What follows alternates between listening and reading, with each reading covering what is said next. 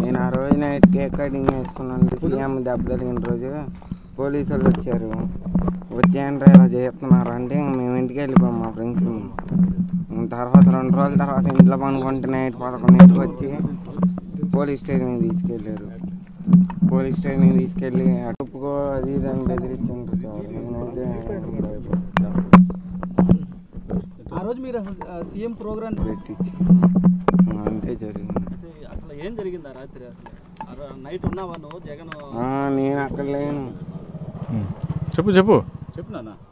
అంతే జరిగింది. ఏం జరిగింది రాత్రి?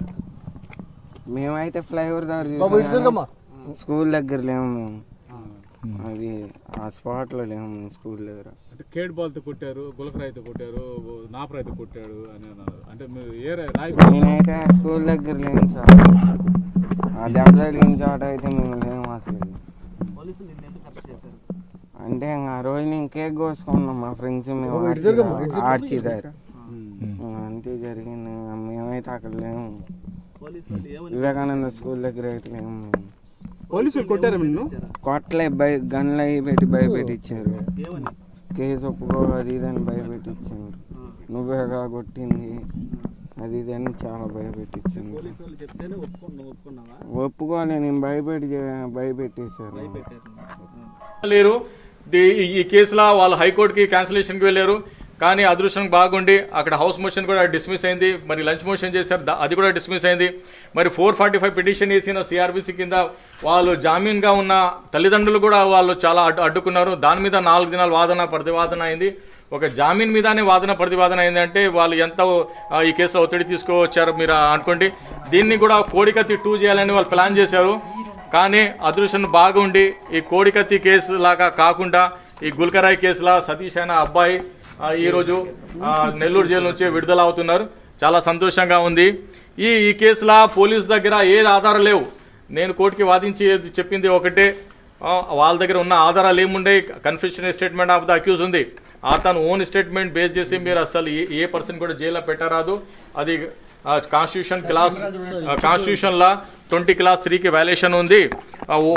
ఓన్ స్టేట్మెంట్ బేస్ మీద మీరు అక్యూజేషన్ చేయరాదని నేను కోర్టుకి నమ్మించేసి కన్విన్స్ చేసి ఆ అబ్బాయి ఉన్న ముద్దాయిగా ఉన్న అబ్బాయిని ఈరోజు నెల్లూరు జైలు నుంచి విడుదల చేస్తున్నారు. నేను ఆ రోజు నైట్ కేక్ కటింగ్ చేసుకున్నాను. సీఎం దెబ్బ తగిలిన రోజు పోలీసు వాళ్ళు వచ్చారు. వచ్చేయండి ఇలా చేస్తున్నారు అంటే మేము ఇంటికి వెళ్ళిపోయాం మా ఫ్రెండ్స్. తర్వాత 2 రోజుల తర్వాత ఇంట్లో పనుకుంటే నైట్ 11ంటికి వచ్చి పోలీస్ స్టేషన్కి తీసుకెళ్ళారు. పోలీస్ స్టేషన్కి తీసుకెళ్ళి అటుపుకో అది ఇది అని బెదిరించారు సార్. నేనైతే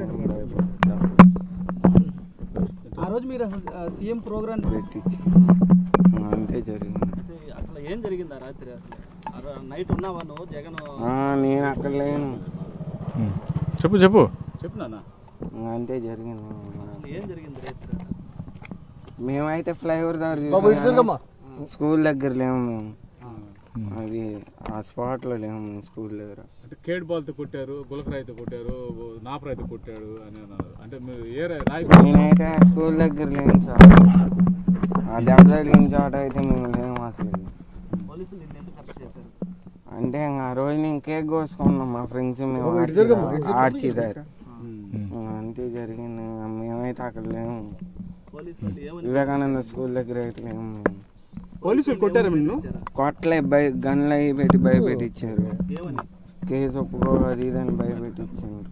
నువ్వేగా కొట్టింది అది ఇది అని చాలా భయపెట్టించాను.